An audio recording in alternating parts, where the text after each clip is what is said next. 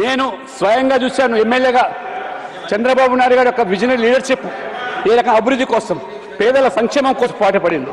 కాబట్టి మీరు ఈరోజు మరి రాజకీయంగా కనుమరుగైన మీరు ఇవాళ మాట్లాడేటువంటి నైతిక హక్కు లేదు.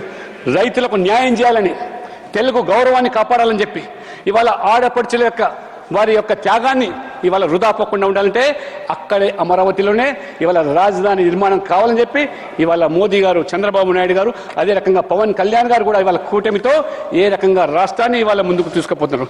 అందుకని ఈరోజు ఖచ్చితంగా మరి ఏ రకంగా మరి ఆంధ్రప్రదేశ్ ప్రజలు కాంగ్రెస్ కబంధ హస్తాల నుంచి ముక్తి చేశారో అదే పంతాల్లో కూడా తెలంగాణలో కూడా ప్రజలు ఆలోచన చేస్తున్నారు, కోరుకుంటున్నారు ఇవాళ.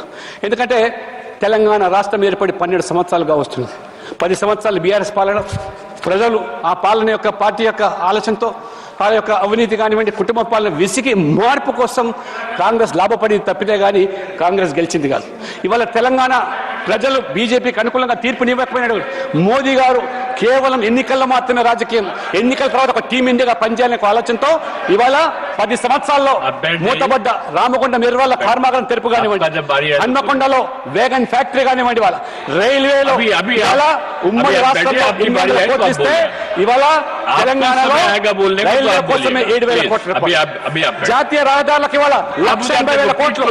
ఇవాళ Telangana suppose second largest national highways ఇవాళ మొత్తం స్వాతంత్రం నుంచి 2,500 కిలోమీటర్ల నేషనల్ హైవేస్ మీరు ఇస్తే ఇవాళ మోదీ గారు వచ్చిన తర్వాత 10 సంవత్సరాలనే ఆన్ యావరేజ్ అదనంగా 2,500 కిలోమీటర్ల రోడ్లు నిర్మాణం చేసి ఏ రకంగా ఇవాళ జాతీయ రహదారులు ఆ రోజు వాజ్పేయి గారు, చంద్రబాబు గారు కలిసి ఏ రకంగా అద్భుతమైన గోల్డెన్ క్వాడ్రాంగులర్ ప్రధానమంత్రి గ్రామీణ సడక్ యోజన ఏర్పాటు చేస్తే పల్లె పల్లెకు ఇవాళ రహదారులు ఇవాళ నిర్మాణం చేసినటువంటి ప్రభుత్వాలు ఇవాళ ఎన్డీఏ ప్రభుత్వాలు. ఇవాళ all India institute of medical science ఇవాళ బీబీనర్లో 1,100 కోట్ల రూపాయలతో ఇవాళ తెలంగాణకు ఇవ్వడం జరిగింది. ట్రైబల్ యూనివర్సిటీ ఇవాళ ఏదైతే గిరిజనుల యొక్క ఆత్మ గౌరవంతో ముడిపడినటువంటి భక్తి పాఠశాలతో ఉన్నటువంటి సమ్మక్క సారక్క జాత్ వాళ్ళ పేరు మీద ఇవాళ ట్రైబల్ యూనివర్సిటీ మీద ఏర్పాటు చేయడం జరిగింది. అదే రకంగా ఇవాళ గొప్పగా చెప్తున్నారు ఇవాళ ఆ రోజు తెలంగాణ మెదక్ ప్రజలు కాంగ్రెస్ పార్టీ అభ్యర్థిని గెలిపిస్తే మనకేదో ఉరిగిపోతుందని చెప్పితే ప్రధానమంత్రి అయినారు మెదక్ పార్టీ నుంచి మెదక్ నియోజకవర్గం నుంచి గెలిచి, కానీ ఉరగబెట్టింది ఏమిటి? శూన్యం. అదే మెదక్లో ఇవాళ ప్రధానమంత్రి నరేంద్ర మోడీ గారు మొట్టమొదటిగా మెదక్ రైల్వే స్టేషన్ ఇచ్చాడు. ఇవాళ సిద్దిపేట రైల్వే స్టేషన్ ఇవాళ మొదటిసారిగా ఇచ్చాడు. ఇవాళ అదే కాకుండా ఆరాధ్య దైవమైనటువంటి కొమరవెల్లి జాతరకు వెళ్ళేటువంటి భక్తుల కోసం ఇవాళ కొమరవెల్లి రైల్వే స్టేషన్ ఇచ్చింది నరేంద్ర మోడీ గారు తప్పితే ఆనాడు కాంగ్రెస్ ప్రభుత్వంలో ప్రధానమంత్రిగా ఉండా కూడా మెదక్ ఏ రకంగా విస్మరించారో, ఏ రకంగా మీరు ఆ మెదక్ ప్రజలను ఏ రకంగా మోసం చేశారో, దగా చేశారో ఇవాళ మన ప్రజలు చూస్తున్నారు. బీజేపీ అధికారం లేదు అక్కడ. అయినప్పటికీ కూడా నరేంద్ర మోడీ గారు పెద్ద మనసుతో 2 రాష్ట్రాలు ఈ రకంగా అభివృద్ధి చెందాలి, 2 రాష్ట్రాలు బాగుపడాలి అనే ఆలోచనతో తెలుగు ప్రజలు, తెలుగు జాతి ఈ యొక్క ఖ్యాతిని విశ్వఖ్యాతిగా మార్చాలని చెప్పి ఆలోచనతో ఇవాళ తెలంగాణకు మాత్రమే 12 లక్షల కోట్ల రూపాయలు ఇవాళ నరేంద్ర మోడీ ప్రభుత్వం ఇచ్చింది. కాబట్టి ఇవాళ మిత్రులారా దయచేసి ఆలోచన చేయండి. ఇవాళ అమరావతి పేరు మీద రాద్ధాంతం చేసి సాధించింది ఏమిటి? ఇవాళ మీరు సాధించింది ఏమిటి? వాళ్ళ రాష్ట్రానికి రాజధాని లేకుండా చేసిన దానికి మీరు బాధ్యత వహించాలని అడుగుతున్నాను వాళ్ళు. ఆనాడు మరి ఆ రోజు యూపీ హయాంలో కూడా మీరు పూర్తిగా ఈ ఆంధ్రప్రదేశ్ రాష్ట్రాన్ని విస్మరించారు కాబట్టే ఆ రకంగా ప్రజలు ప్రజాస్వామికంగా మీకు తీర్పునిచ్చి ఇవాళ మట్టి కనిపించిన విషయం. అదే రకంగా తెలంగాణలో కూడా ప్రజలు కోరుకుంటున్నారు ఇవాళ ఖచ్చితంగా తెలంగాణలో కూడా డబుల్ ఇంజిన్ సర్కార్ వస్తే కానీ ఈ తెలంగాణ అభివృద్ధి చెందదని, పేదలకు న్యాయం జరగదని, ముఖ్యంగా ఎస్సీ ఎస్టీ బీసీ వర్గాలు ఎవరైతే ఇవాళ సామాజికంగా వెనుకబడి ఉన్నారో వాళ్ళందరికీ న్యాయం చేయగలంటే ఆనాడు ఎన్టీ రామారావు గారు తీసుకున్న సామాజిక న్యాయంలో భాగంగానే తెలంగాణలో కూడా పెద్ద ఎత్తున అది మోదీ వాళ్ళనే న్యాయం జరుగుతుందని చెప్పి భావిస్తూ ఉన్నారు. అందుకని ఇవాళ భారతీయ జనతా పార్టీ ఖచ్చితంగా ఈ 2 రాష్ట్రాల అభివృద్ధి కోసం సమదృష్టితో సమన్యాయం చేయాలని చెప్పి ఆ రకంగా భావిస్తున్నటువంటి ప్రభుత్వం ఇవాళ మోదీ గారి ప్రభుత్వం. కాబట్టి మీరు ఎన్ని ఆటంకాలు చేసినా, ఎన్ని అవంతరాలు సృష్టించినా, ఎన్ని అవరోధాలు చేసినా కానీ ఖచ్చితంగా 2 రాష్ట్రాల అభివృద్ధికి ఇవాళ మోదీ ప్రభుత్వం కట్టుబడి ఉందని చెప్పి ఇవాళ ఏ అసెంబ్లీలో ఆంధ్రప్రదేశ్లో మీరు తీర్మానం చేసి పంపించారో దానికి చట్టబద్ధత కల్పించడానికి.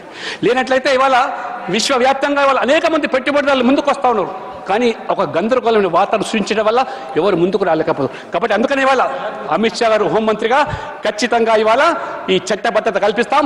పార్లమెంట్లో చేసే చట్టానికి ఇంకా భవిష్యత్తులో ఎవరు కూడా దీని గురించి ప్రశ్నించేటువంటి వాతావరణం లేకుండా ఆ రకంగా ఈ బిల్లుకి వాళ్ళ ప్రాధాన్యత సంతరించింది. కాబట్టి నేను ఈ సందర్భంగా ముఖ్యంగా నేను ఆంధ్రప్రదేశ్ ప్రజలకు ఇవాళ నిజంగా వారి పోరాటం ఏదైతే రైతులు ముఖ్యంగా మహిళలు ముఖ్యంగా ఏ రకంగా సాధించారో ఆ సాధించిన దానికి ఇవాళ మోదీ ప్రభుత్వం పూర్తిగా వారికి అండగా ఉన్నది. అదే రకంగా తెలంగాణ ప్రజలు కూడా నేను మీ ద్వారా విజ్ఞప్తి చేస్తున్నాను. ఈ అవినీతి ప్రభుత్వం ఏ రకంగా ఇంతకుముందు చెప్పినట్టుగా ఆ తెలంగాణ ప్రజలు తెలుగు ప్రజలను అవమానపరిచి ఏ రకంగా ఆ రోజు మీరు తెలుగు జాతిని అగౌరవపరిస్తే ఏ రకంగా తెలుగుదేశం పుట్టిందో ఇవాళ తెలంగాణ కూడా అదే పరిస్థితి వస్తున్నది. కాబట్టి ఇవాళ మూటలు మోస్తా ఉన్నారు ఇవాళ ఢిల్లీకి.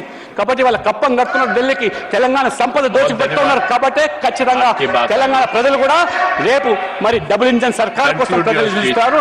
అందుకనే నేను ఈరోజు పూర్తిగా ఈ బిల్లును సమర్థిస్తూ ఖచ్చితంగా తెలంగాణలో మార్పు రావాలంటే డబుల్ ఇంజన్ సర్కార్ రావాల్సిందే.